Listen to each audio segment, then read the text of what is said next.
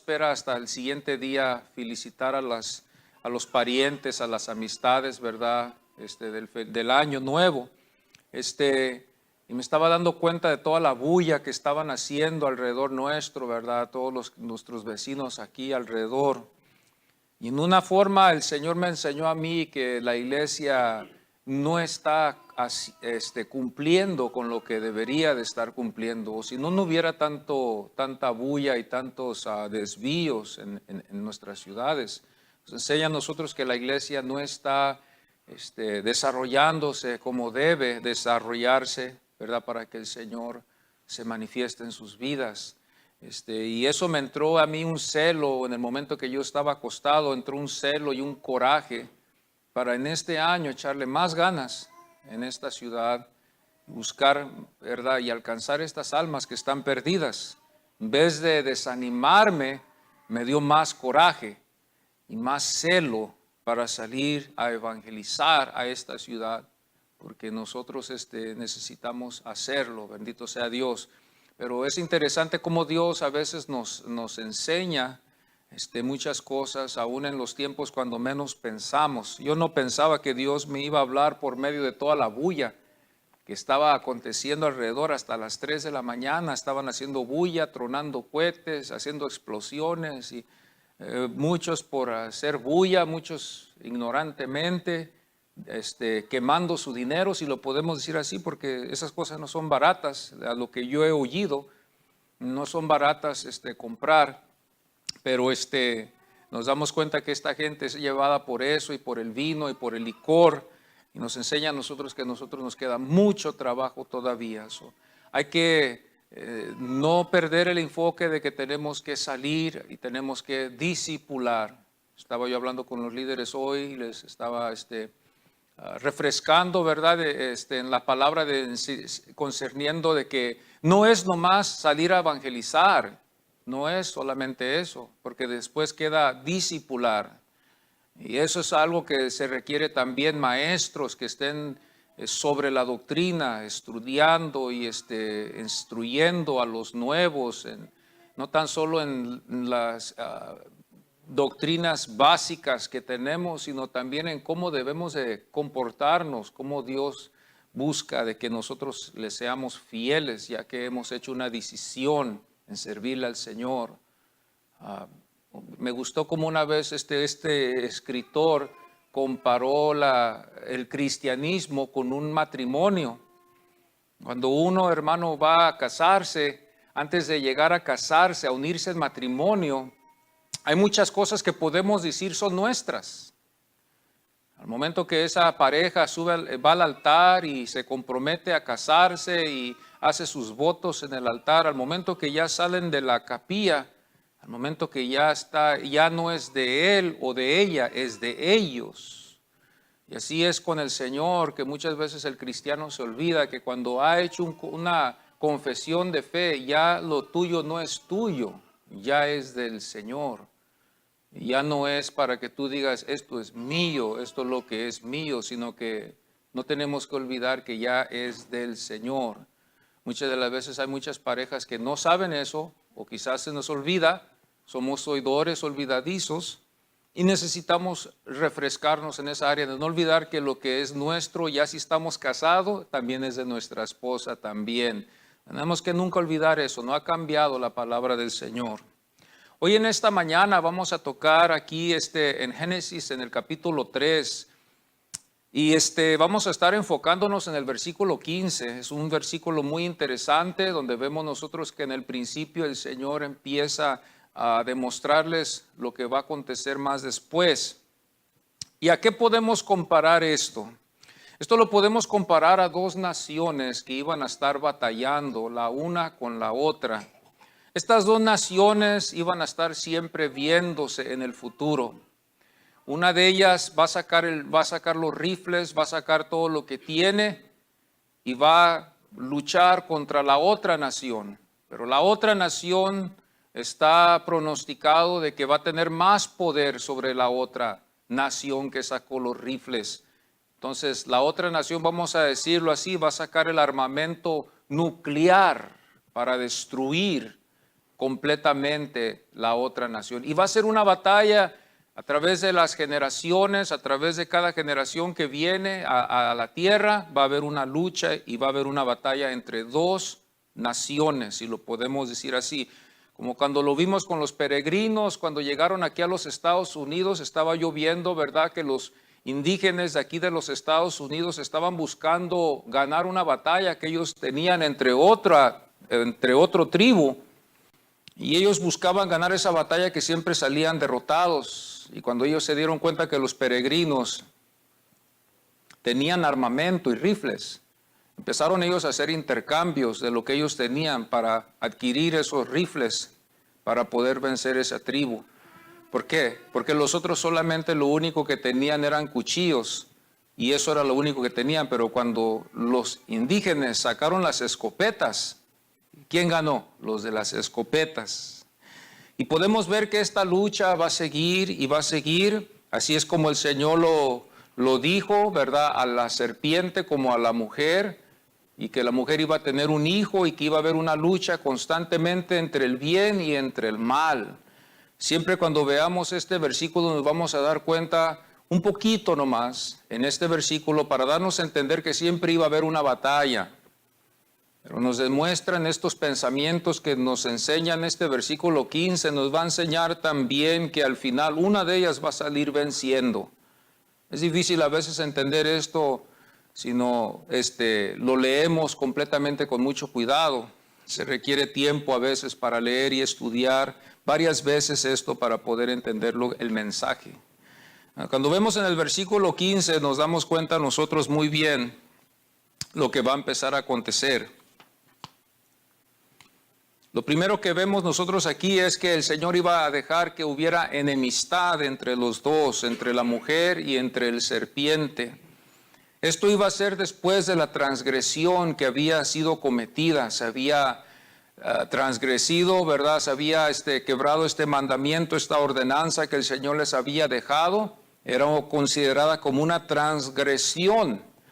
Una transgresión, y la enemistad que iba a haber iba a ser, eso significa una hostilidad que iba a haber entre ellos, una oposición, un conflicto entre estas dos identidades, entre el serpiente y entre el Mesías.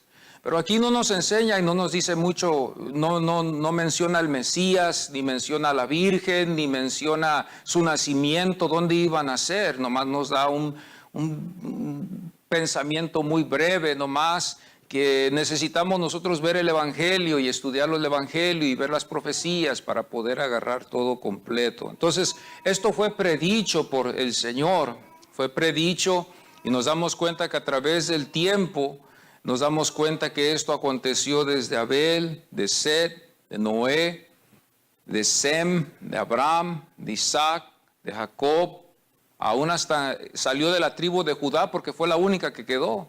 Eso tiene mucho sentido cuando nosotros nos damos cuenta cuando los asirios llevaron al norte, los llevaron cautivos y desapareció esta tribu del norte y quedó solamente la de Judá. Es muy interesante cómo en Génesis nos enseña de qué tribu iba a venir el Mesías. Después nos damos cuenta también que David también, Dios le había dicho a él también que uno de sus descendientes iba a heredar su trono. Su trono lo iba a heredar. ¿Y cuándo se iba a cumplir esto? A través de los siglos, los años. Mucho tiempo pasó hasta que se cumplió, cuando lo vemos nosotros en el capítulo 1 de Mateo, en el versículo 1, donde se hace el cumplimiento, donde se cumple cuando Cristo nació. Pero esto fue predicho del Señor, que iba a haber este pleito, esta contienda, esta hostilidad entre estos dos. No se da el nombre, no se clarifica. No se dice que iba a morir en una cruz, pero a través de lo que estamos viendo en este versículo nos vamos a fijar bien que empieza a aclarar algunas cosas. Luego después dice el versículo, si lo vamos a leer, si vamos a nuestras Biblias y nos damos cuenta, dice, pondré enemistad entre ti y la mujer. Y luego el siguiente pensamiento es, entre tu simiente, que le está hablando a la serpiente, y la simiente suya, que era de la mujer. Nos damos cuenta nosotros aquí, ¿verdad? Que el Señor le dice le habla a la serpiente y le habla a la mujer. Nos damos cuenta aquí que el Señor está hablando de generación en generación. ¿Por qué llegamos a esta conclusión? Llegamos a esta conclusión porque nos damos cuenta en la Biblia que tomó tiempo. Hay muchas cosas tuvieron que acontecer. Todavía Abraham no había sido llamado. Todavía Isaac no había nacido. Todavía David no había nacido. Todas estas cosas tenían que todavía acontecer para que llegara todavía el Mesías. El tiempo tenía que ser perfecto. Y iba a ser en el tiempo que Dios iba a escoger. Pero sí nos enseña que iba a haber generaciones tras generaciones, que iban a haber luchas. La primera lucha la vemos nosotros con Abel y Caín. Esa es la primera lucha y el primer vistazo que nos damos cuenta que esto ya empieza a acontecer con los primeros dos hijos que tuvieron Adán y Eva. Nos damos cuenta nosotros que ellos hubo un desacuerdo, una envidia, el pecado, y un hermano mató a su otro hermano, enseñándonos a nosotros que también Cristo iba a morir también, que lo iban a matar sus propios hermanos, su nación. Ellos son los que lo iban a llevar a la cruz. Ahora algunos dicen, ¿verdad?, que fueron los romanos, pero los que instaron todo esto fue su pueblo para llevarlo a la muerte. En el Evangelio de Juan, en el capítulo 8, versículo 44, dice: vosotros sois de vuestro padre, el diablo. Así les dijo Jesús a estos fariseos y a los saduceos cuando hablaban en contra de lo que él estaba hablando. Primera de Juan 3:8 dice: el que practica el pecado, o sea, el que vive, porque he visto algunas interpretaciones concerniendo esto y todos a veces pecamos. Pero estos son los que viven en pecado, que todos los días están pecando, que todos los días viven en pecado, no tienen a Cristo en su corazón. No vayamos a confundir esto con las fallas que a veces nosotros cometemos, porque nosotros cometemos fallas. No significa que nosotros somos hijos del diablo. Nosotros ya hemos hecho una confesión en el Señor, en el Señor Jesucristo. Si es una sincera confesión, debemos de creer que somos salvos. Si es una confesión insincera, entonces podemos dudar de nuestra salvación y decir, pues quizás no soy salvo. Pero ¿sabe qué? Yo le quiero decir algo, que hoy en esta mañana hay una oportunidad para que usted se reconcilie con el Señor o que se acerque al Señor. Pero cuando habla aquí en Primera de Juan 3:8 dice: el que practica el pecado es del diablo. Aquí estamos viendo a dos identidades, no hay tres, solo hay dos, hay el bien y el mal. Hay los que están con Cristo y hay los que están con el diablo.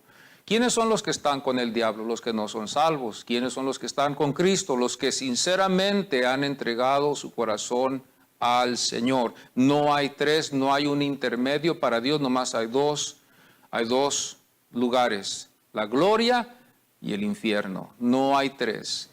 La iglesia tradicional pone tres, pone una intermedio, pero no hay tres, solamente hay dos en los ojos del Señor que cuentan.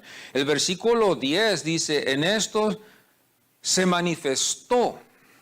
Y luego más abajo dice los hijos del diablo. Y aquí estamos hablando también, cubriendo todos los anticristos que han venido también en el tiempo pasado y los que van a venir después, y el que va a venir también después, el que creemos que va a venir al final. Esto está hablando de todos estos que son llevados por un mal espíritu, por el espíritu del maligno, que están buscando destruir, que dejan que el enemigo use, hermanos, sus vidas para destruir lo que Dios quiere hacer. En este versículo 15 nos damos cuenta aquí, ¿verdad?, que el Señor nos enseña: entre tu simiente y la simiente suya. Está hablándole a una serpiente, a una culebra, a una víbora, y también le está hablando a la mujer. Esto a veces no tiene sentido cuando nosotros no vemos el contexto de que es una mujer, es un hombre y es una serpiente, y Dios está hablándole a los tres. Y está sentenciándolos, si lo podemos decir así. Yo creo que aquí también en este capítulo nos enseña también cuando los une en matrimonio a Eva y Adán también. Enseña a Eva, ¿verdad?, lo que iba a pasar en su vida, como también le enseña a Adán lo que él iba a tener que hacer. Los une en matrimonio y salen del huerto, O sea, ya Dios ya no los deja entrar al huerto a que estén en el reposo. Estaban en el reposo, transgresaron, quebraron el mandamiento que el Señor les había dicho y el Señor les dijo, ya no pueden estar aquí porque el árbol de la vida estaba también ahí plantado. El Señor les había prohibido de tocar esos árboles. Y también el mismo versículo, cuando lo leemos también dice, y pondré enemistad entre ti y la mujer y entre tu simiente y la simiente suya, hablando de las generaciones, y luego sigue, esta te herirá en la cabeza y tú le herirás en el calcañar. Ahora aquí, hermanos, no quiero decir que hay un error, pero es lógico que una víbora, cuando usted le pisa la cabeza, ya no va a poder morderlo a usted. Es lógico que cuando usted le pisa la cabeza a una víbora, lo mata automáticamente. Entonces, ¿qué viene primero aquí? Lo primero que llega aquí es que la víbora lo muerde en el calcañar, y lo siguiente es que en la reacción que cuando esa culebra lo muerde, la reacción del hombre es de pisarle la cabeza. Es una reacción que toma él y automáticamente levanta su pie y le pisa la cabeza. ¿Y qué pasa cuando le pisa la cabeza a una culebra? La mata, porque la vida está en la cabeza. El gobierno, todo lo que gobierna, gobierna ese animal, esa serpiente, está colocado todo en esa cabeza. Entonces, cuando nosotros nos fijamos aquí bien, aunque está escrito en esta orden, así lo hizo el Señor, yo pienso para que nosotros estudiáramos un poquito más y tratáramos de figurar esto, le pusiéramos un poquito más de trabajo, más tarea. Porque lógico que nosotros tenemos que ver esto, que no puedes tú matar o pisarle una víbora a la cabeza con mucho cuidado. Todavía la vas a matar, porque el peso tuyo va a ir sobre la cabeza de ella y la va a aplastar. Es imposible de que esa víbora se vaya a levantar otra vez y quiera morderte. Esto estamos hablando de un animal y estamos hablando de un hombre que iba a hacer esto. Y aquí es donde nosotros vemos a estos dos ejércitos, un ejército que saca los rifles y un ejército que saca sus bombas nucleares. ¿Quién es el que va a ganar? Dice, yo tengo todos estos rifles, yo tengo mis tanques, yo tengo mis aviones de batalla, está bien. Yo tengo bombas nucleares, nomás te mueves un poquito para acá y le pucho el botón y ahí acabamos con todo. ¿Quién es el que va a ganar? El de las bombas nucleares, de seguro. Por eso hay un temor grande con las naciones que tienen estas clases de armas, porque una persona que está detrás de ahí y que está controlando esos armamentos, cuidado, tiene que ser una persona que está sana de la mente, porque si es una persona que no está sana de la mente puede hacer algo terrible que puede dañar a una nación, naciones, hasta el mundo lo puede dañar. Es un peligro muy grande. Cuando nosotros empezamos a ver este versículo aquí, nos damos cuenta nosotros que el texto nos enseña, dice, esta te herirá la cabeza y tú le herirás en el calcañar, hablándole a la serpiente. La serpiente lo único que iba a hacer iba a ser morder al Mesías. Y claro que esa mordida iba a ser dura. La mordida que serpiente iba a darle a Cristo iba a ser dura. Y cuando nosotros vemos el texto, aquí leemos, dice, tú le herirás en el calcañar, está hablándole a la serpiente que iba a hacer a Cristo sufrir antes de ir a la cruz del Calvario. Como nos enseña también el profeta Isaías en el capítulo 53, versículo 3 al 4. El versículo 3 dice, despreciado y desechado. Luego habla de varón de dolores, quebranto, menospreciado y abatido. Esta era la mordida de esta serpiente que lo hizo sentir el dolor. Sufrió el Señor. El veneno estaba circulando y queriendo destruirlo, pero no pudo. La muerte estaba muy cerca. Y aún hasta el Señor tenía que morir para salvarnos, porque el veneno ya estaba circulando. Pero antes de que muriera el Señor, le pisó la cabeza a este serpiente y mató al serpiente y acabó con él. Daniel 9:26 dice, se quitará la vida al Mesías. Aquí vemos una profecía también de Daniel hablando del Mesías, del Cristo, del que murió en la cruz por nosotros, por el mundo. Hebreos 2:18 dice, padeció siendo tentado. Este es el veneno, el dolor, la mordida, la herida que iba a haber en el calcañar del Mesías. Hebreos 5:7 dice, y Cristo en los días de su carne ofreciendo ruegos y súplicas con gran clamor y lágrimas. Nos damos cuenta nosotros que iba a haber dolor, el Señor iba a sufrir, y esto todo Dios lo estaba mostrando aquí en este pequeño versículo 15, después de que esta serpiente hizo lo que hizo en engañar a la mujer. Es muy interesante cuando nosotros vemos este capítulo 3, ¿verdad? Porque empezamos a ver cómo el hombre cayó, cómo el enemigo buscó tiempo con la mujer, cómo la trabajó con algunas palabras, cómo la pudo ver un atractivo en el árbol que el Señor le había dicho que no comieran de él. Yo me puedo imaginar que lo que ellos comían eran fruta. Lo que ha de haber hecho esta mujer quizás fue a piscar a ese árbol, lo puso en un plato y se sentaron a comer. ¿Qué pasa cuando el hombre llega de su trabajo? La mujer le guisa algo, ¿verdad? Y ahí está en la mesa servido la carne, los frijolitos o el pollo, lo que sea. La mujer le tiene algo guisado al hombre después de su trabajo. Quizás Adán se había dado una vueltecita en el huerto, quizás se fue a darse una vueltecita con los animales, ya que había paz en la tierra en ese tiempo, no había ningún peligro. No tenía el temor de que se afrentara a un león, a un leopardo, a un cocodrilo, porque había paz en la tierra en ese tiempo. Entonces cuando él regresó para atrás, me imagino que ella le ha de haber servido lo que ellos iban a comer, y ahí es donde empezó todo. Y nos damos cuenta ahí de que el Señor culpa también al hombre, porque el hombre es el que debería de haberle dicho algo a Adán, pero la mujer fue la que fue engañada. Así como Pablo también le dice a la iglesia que él temía que la iglesia fuera engañada, como hoy en día lo vemos. La iglesia, muchas de las veces cuando la iglesia no está en las escrituras, no estamos basándonos en lo que dice la palabra de Dios, hay muchas congregaciones que están siendo engañadas y desviadas y llevadas por otras cosas, por las emociones. Es uno de los más grandes enemigos hoy en día. En vez de basarnos más en la palabra, nos basamos más en las emociones, en las necesidades de la persona. Lo más importante que necesitamos todos es la salvación, más de las riquezas.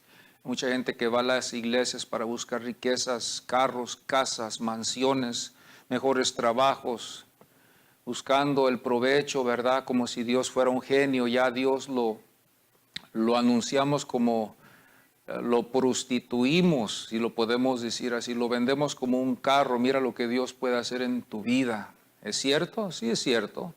Dios puede hacer muchas cosas, pero Dios no quiere que nosotros tengamos ese motivo de estar prostituyendo a Dios así en esa forma. Dios puede cambiar tu vida, Dios puede mejorar tu vida, Dios puede hacer eso. Eso estamos prostituyendo a Dios como si fuera un objeto que nos pueda hacer el milagro que nosotros creemos. Y el más grande error que tenemos hoy en estos tiempos que yo veo es que todos queremos que Dios haga lo que nosotros queremos que Él haga. Ahora ya le pedimos la casa y aún hasta ha habido predicadores que les dicen, pídele a Dios que te dé la casa de tal color y de tal manera. Porque Dios, cuando tú le pides una casa, Él quizás te vaya a dar una casa de una recámara que no te va a gustar. Como si Dios fuera ignorante, ¿verdad? Como si Dios no tuviera vista, como que si Dios no supiera lo que es mejor para nosotros. Si Dios nos da una casa de 2 recámaras, Dios sabe lo que Él está haciendo, amados hermanos. Si Dios nos da una mansión, Él sabe lo que Él está haciendo. Si Dios nos permite estar en un carro no muy nuevo ni no muy viejo, Dios sabe lo que Él está haciendo. El Señor nunca nos enseñó a pedirle a Dios lo que nosotros queremos. Todo lo que pidieres en mi nombre, o sea que en su nombre iba a haber autoridad, pero no es en el sentido de que muchos la han llevado a pídele casa, carro, pídele así, pídele asá. Y esta es la doctrina que hoy en día se ve, aún entre nosotros los pentecosteses y los carismáticos, que es una doctrina falsa, ¿verdad? Que se ha puesto, y hay de nosotros que digamos algo porque rápidamente nos juzgan. ¿Qué no tienes fe? ¿Qué no crees en Dios? Sí, creo en Dios, pero esa es una falsa doctrina, eso no es lo que Dios nos ha enseñado. Y lo que eso convierte es personas almas que andan nomás en la iglesia, pide y pide y pide y pide. Ese es el problema, ese es el monstruo que la iglesia ha levantado hoy en día con este evangelio de la prosperidad, que vemos mucho que está avanzando aún en los años pasados. ¿De dónde vino este evangelio de la prosperidad? De lo que yo he visto, hermanos, he visto que este evangelio vino de los pentecosteses. De los pentecosteses vino esta doctrina de la prosperidad. Esto empezó todo con el Canal 40, cuando empezaron ellos con traer predicadores que empezaron a divulgar esta clase de mensaje. Y este mensaje se empezó a divulgar a nuestras tierras, en México, en El Salvador, en Guatemala. Y por eso muchos de los que vienen de allá vienen, oh sí, yo creo en esta clase de evangelios, porque esa falsa doctrina se ha divulgado en todo lugar. Y ahora tenemos un grande peligro, el cáncer se ha derramado en todo el cuerpo y hay solamente pocos miembros que no han sido afectados todavía. Yo no sé si usted es ese miembro que ha sido afectado con esa falsa doctrina, pero esa doctrina no es de Dios, es del diablo. Es del diablo.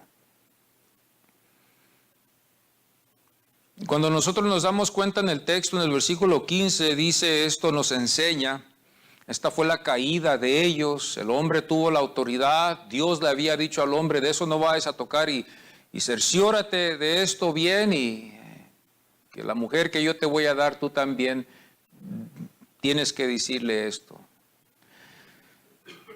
Pero el hombre se llevó por el amor, el hombre se llevó por eso, el pecado, hermanos. El pecado.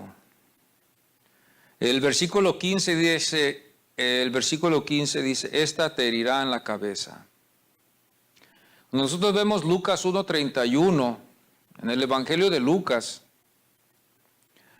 hasta el versículo 33, hay partes aquí que nos enseña lo que está pasando. Y darás a luz a un hijo. Aquí es donde se va a empezar a cumplir.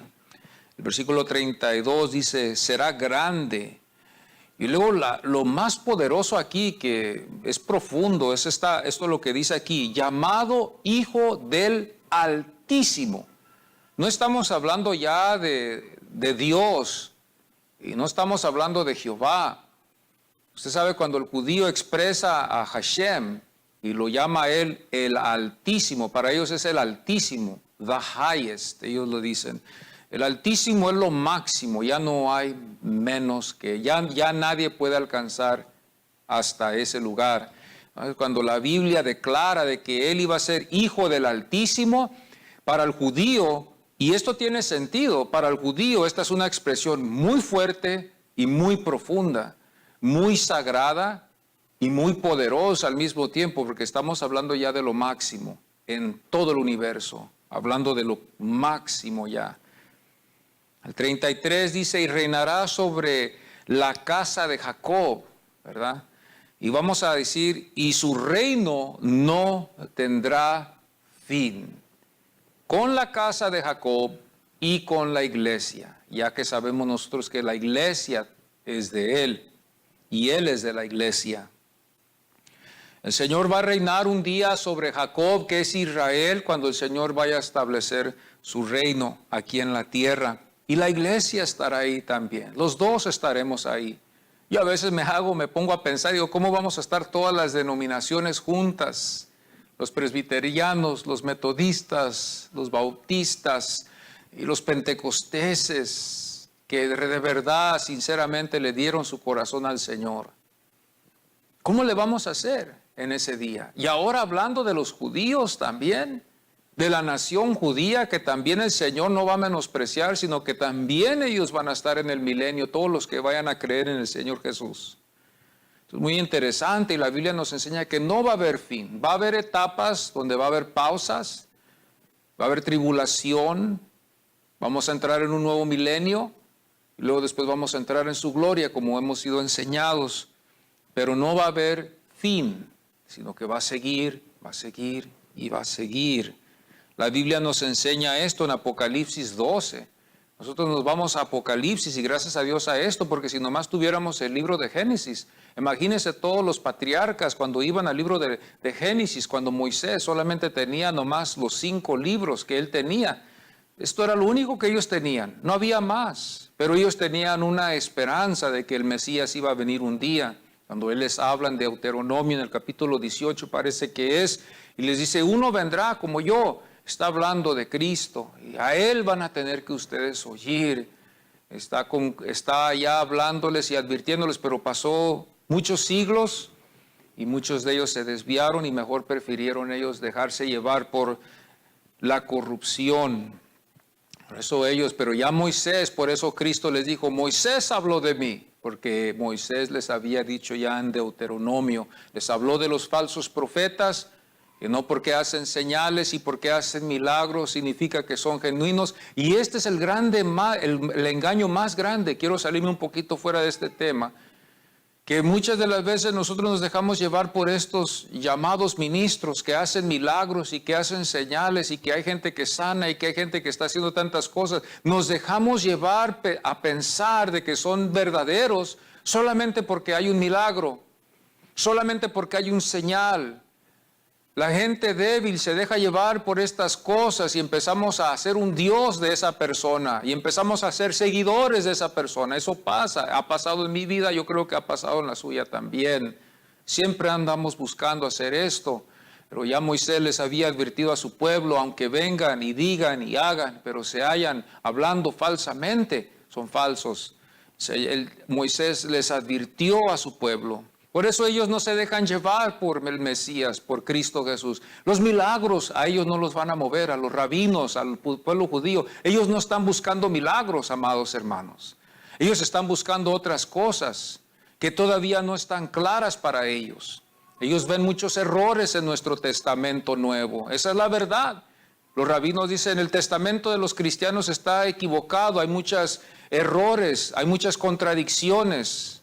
Ellos se jactan de que el Pentateuco de ellos fue escrito correctamente, aunque ellos estuvieron en diferentes naciones cuando fueron esparcidos. Los rabinos, cuando ellos fueron esparcidos, se dice en la historia, cada uno tenía un Pentateuco y cuando todos después se unieron, hallaron de que todos fueron escritos en la misma forma y todos hechos iguales. Esto es algo increíble, de eso ellos se jactan. Pero cuando nosotros les enseñamos nuestro nuevo, ellos dicen, pero esto se contradice aquí y esto se contradice acá, hay muchas necesidades, ellos la hacen difícil para el cristiano. Y ellos dicen, ese testamento no es correcto. No, pero nosotros rápidamente les decimos, pero Cristo hizo milagros. ¿Qué no creen ustedes? No, milagros, eso no nos mueve. Y no que cumplió esto y que cumplió lo... No, nosotros no creemos en eso también. Muchos nacieron en Belén, muchos murieron en la cruz. Y eso sí es cierto. Muchos judíos murieron en la cruz antes que Cristo y aún hasta después. Pero todo lo que vemos nosotros en la Biblia empieza a señalarlo, donde nació, quién su madre iba a ser, a dónde iba a ir, a dónde iba a regresar, cómo iba a ser su preexistencia. Todo esto lo vamos confirmando, pero ellos no lo quieren aceptar. Entonces, cuando nosotros nos fijamos bien aquí, vamos a Apocalipsis y nos damos cuenta que aquí el apóstol Juan, el Señor le revela algo interesante.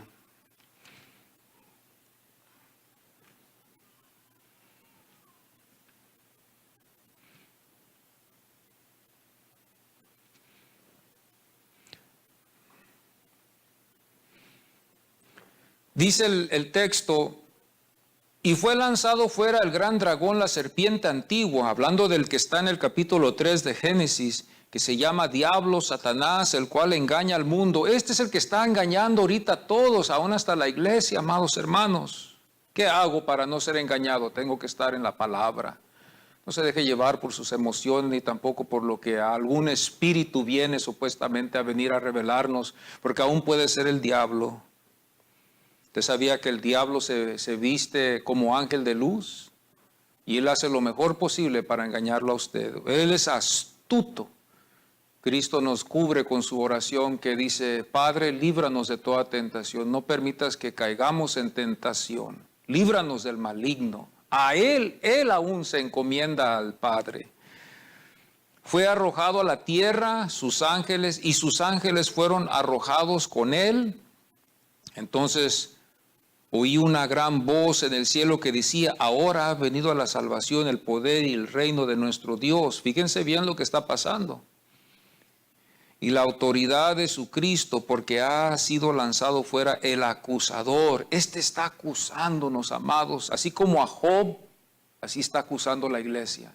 Son pecadores, son faltistas, te fallan. Todos los defectos que usted puede pensar que hay en la iglesia, todos esos defectos son los que nos sigue sacando a la luz el acusador. El acusador sigue hablando y testificando esto. Mira, tu iglesia no cumple. Qué longánime es el Señor, ¿verdad? Yo digo, si alguien está acusando y lo acusando, lo cansa, fastidia al que está escuchando hasta que llega, sí, es verdad. Dice, ¿cuánto tarda una persona para fastidiarnos con un problema? Tienes que pagar el bill, tienes que pagar el bill, tienes que pagar el bill. Ah, ya déjame, ten el dinero, ve, págalo. Nos fastidia, nos cansa, pero fíjese qué longánime es el Señor. No porque somos buenos, amados, no porque somos buenos, sino porque Él es longánime y estamos cubridos con la sangre preciosa de Cristo Jesús. Porque de que le hemos fallado a Dios, si somos sinceros hoy en esta mañana y empezamos el año bien siendo sinceros, vamos a decir que sí le hemos fallado. Pero si somos insinceros, vamos a decir que nunca le hemos fallado. Pero le hemos fallado. En el capítulo 15, también de Apocalipsis, el 1 al 6 también nos enseña aquí también otra vez, otra batalla, otra lucha, el adversario, Satanás, sigue. Vi en el cielo otro señal grande y admirable, 7 ángeles que tenían las 7 plagas postreras, porque en ellas se consumaba la ira de Dios. Y vi también como un mar de vidrio mezclado con fuego y a los que habían alcanzado la victoria sobre la bestia. Aquí está la simiente de la serpiente, aquí están las simientes de él. La bestia y su imagen y su marca y el número de su nombre en el pie sobre el mar de vidrio con las arpas de Dios. Cantan el cántico de Moisés, siervo de Dios, y el cántico del Cordero diciendo, grandes y maravillosas son tus obras, Señor Dios Todopoderoso, justo y verdadero son tus caminos, Rey de los santos. ¿Quién no te temerá, oh Señor, y glorificará tu nombre? Pues solo tú eres santo, por lo cual todas las naciones vendrán y te adorarán, porque tus juicios se han manifestado. Aquí vemos otra vez el reino que no tendrá fin. Siguen glorificando a Dios por la victoria sobre Satanás. Siguen glorificando a Dios por la victoria. ¿En qué equipo estamos nosotros hoy en esta mañana? ¿En el equipo de Satanás o estamos en el equipo del Señor? Si estamos en el equipo del Señor, vamos a tener una victoria muy grande. Y si es una relación sincera con el Señor. Tenemos que ver ese punto muy especial. ¿Es una relación sincera o es nomás superficial? Si es superficial, Dios ya lo sabe. Y estamos estamos todavía en un equipo equivocado.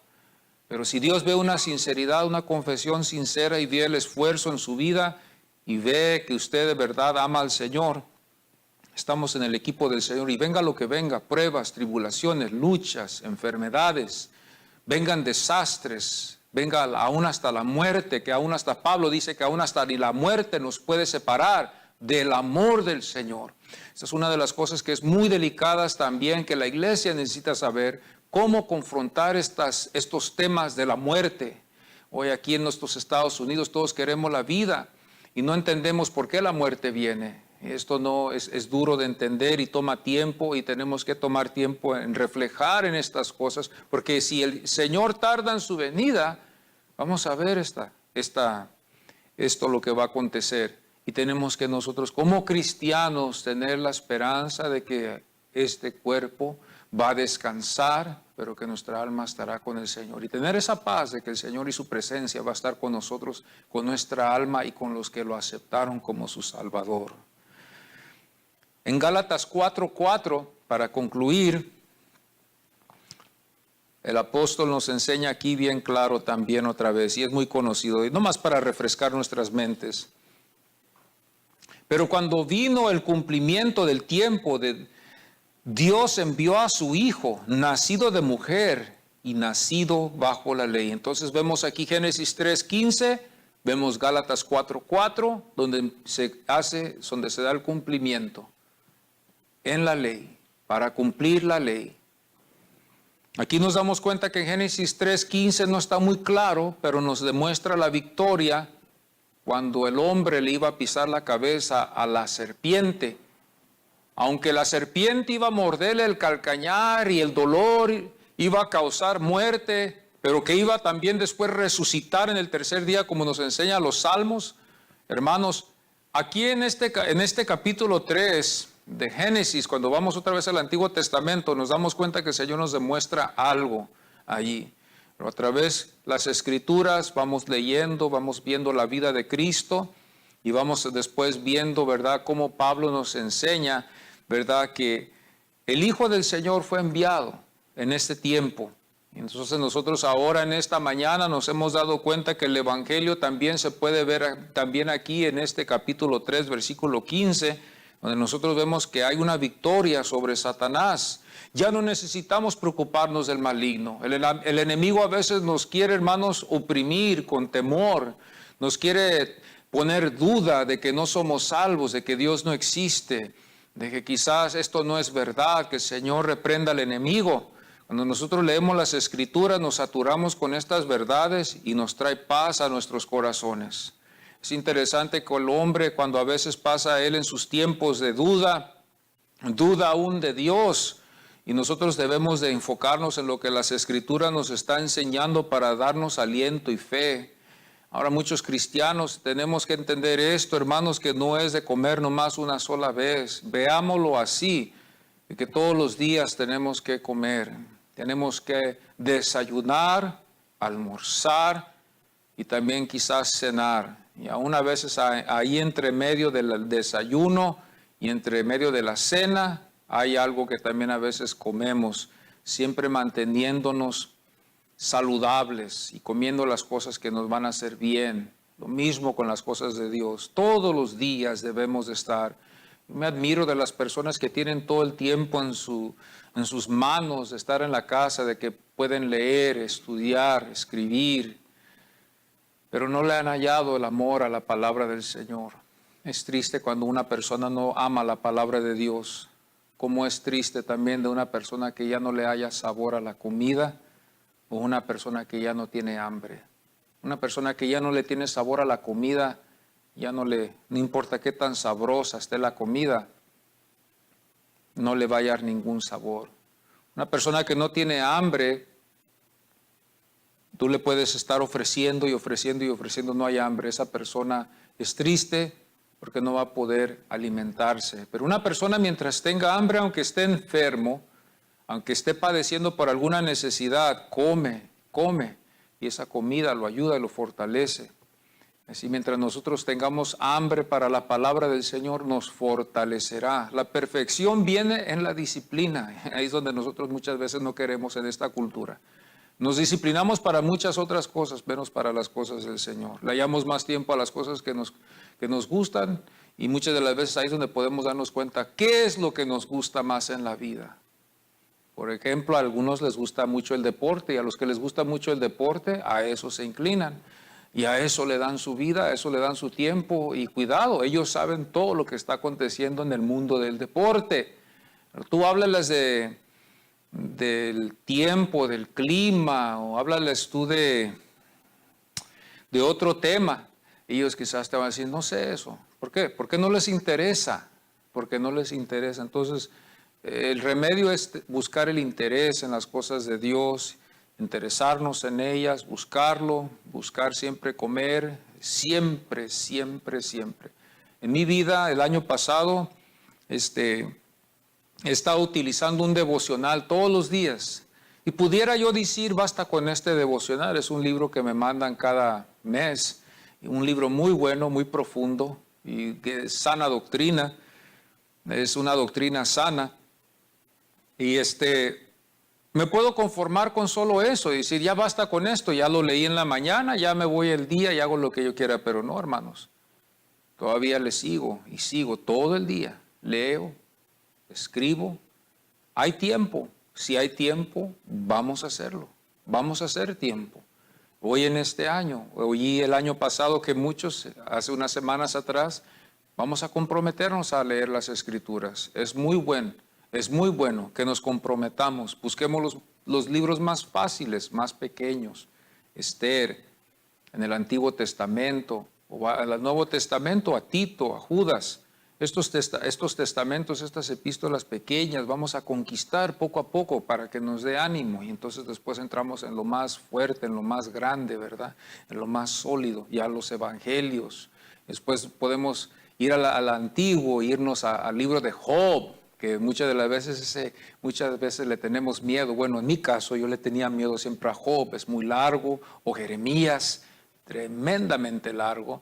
Ya te metes en Jeremías, tú tienes que ser sincero de salir de ahí, porque muchas de las veces es muy largo, ya llegas al capítulo 30 y dices, ya voy a acabar, y todavía quedan otros 30 más capítulos.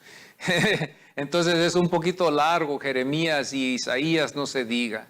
Y quizás si queremos estudiar de los menores profetas estaría bueno, ¿verdad? Los menores profetas están buenos, no son más de 20 capítulos, algunos son, al menos que sea Zacarías, ¿verdad? Ese es un poquito largo, pero no pasa 20 capítulos.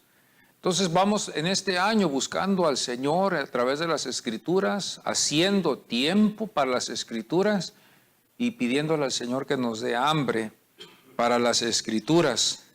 Porque esta lucha va a seguir. Ya fue llamada por el Señor que vamos a estar luchando, ya fue predicha por el Señor y vamos a estar luchando. Pero gracias a Dios que nuestro Salvador, nuestro hermano mayor, Cristo Jesús, ya venció. Ahora lo único que tenemos que hacer es seguirlo con todo nuestro corazón. Vamos a ponernos en pie hoy en esta mañana.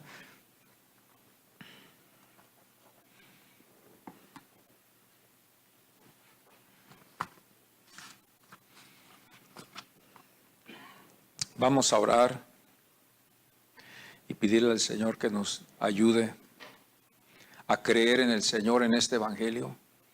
Si nos hemos enfriado un poquito, es muy pronto para enfriarnos apenas en este año 2017. Todavía podemos agarrar un poquito de calor. Vamos agarrando calor, amados hermanos, vamos a calentar un poquito, agarrar un poco de calor en el cuerpo espiritual en este año 2017 y levantando, poco a poco, levantando ese calor en las cosas del Señor hasta que haya fuego, porque necesitamos fuego este año para lo que el Señor tiene para nosotros, si queremos estar un día en victoria con el Señor. Padre, gracias te damos en este momento, Señor, por esta oportunidad y por este privilegio que nos estás concediendo estar delante de ti, Señor, en tu presencia. Gracias por lo que tu palabra nos revela, Señor, en este capítulo 3 de Génesis, Señor, que nos muestra esta batalla. Ahora te damos gracias que podemos ver en el Nuevo Testamento la victoria, Señor, que tu Hijo produjo, Señor, en la cruz, y aún lo que está ya predicho en todas las victorias que van a venir después, en las edades que van a entrar, Señor. ¿Cómo vas a vencer al anticristo, Señor? Aunque se levanten muchos, Padre, hablando en contra y que estén, Señor, en contra de la doctrina, no importa, tú vas a salir en victoria, aunque a veces la batalla parece que está ya perdida, Señor. Estamos en victoria porque tú ya lo has dicho que así va a ser, Señor.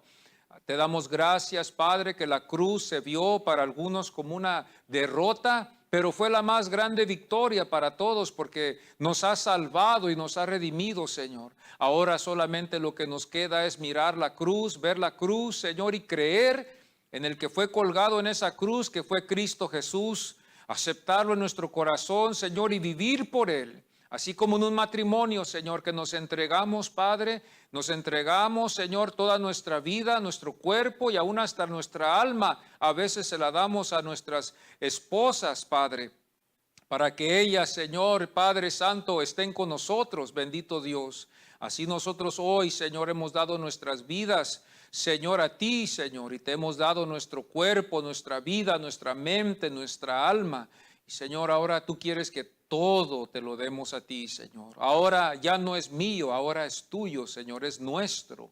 Ayúdanos, bendito Dios, a entender estas cosas. Gracias te damos porque podemos ver el Evangelio aquí en este capítulo, Señor, 3 Gracias por la esperanza, la confirmación. Gracias que podemos ver a Cristo, Señor, victorioso en Apocalipsis, venciendo a Satanás y todavía venciéndolo, Señor. Gracias te damos, Señor. Danos fortaleza a tu iglesia. Los que estamos aquí hoy en esta mañana, fortalécenos, porque nosotros también tenemos que ser la luz y la sal, Señor, en esta tierra. Hay mucho trabajo que todavía nos queda, Señor. Te pedimos por este año, Señor, todo lo que vayamos a planear en hacer, toda la visión que tenemos para alcanzar a la comunidad, a los jóvenes, a los niños, que podamos ir, Señor, en tomando esto más en serio y podamos hacer lo que tú nos has llamado, Señor, en tu nombre. Bendice esta iglesia y guárdala, Señor, en el hueco de tu santa mano divina. Y gracias te damos por esta preciosa salvación que nos has concedido, Señor, en el nombre de Cristo Jesús, nuestro Salvador. Amén, amén. Si hay alguien hoy en esta mañana que busca reconciliarse con el Señor, vamos a decirlo así, hay alguien hoy en esta mañana que se ha alejado del Señor y quiere acercarse al Señor otra vez, lo podemos hacer. Yo sé que todos hemos confesado a Jesucristo como nuestro único Salvador. A veces necesitamos nosotros reconciliarnos con el Señor. Hemos dejado algunas cosas y sabemos que lo hemos dejado. Pero hoy en esta mañana podemos renovar nuestros votos, renovar esta relación con el Señor otra vez y tomarlo más en serio. A veces podemos descuidar muchas cosas y dejar que el mundo nos afecte más que lo que el Señor quiere afectar nuestras vidas. Hoy en esta mañana, si hay alguien que quiere dedicar su vida al Señor, lo podemos hacer. Vamos a orar.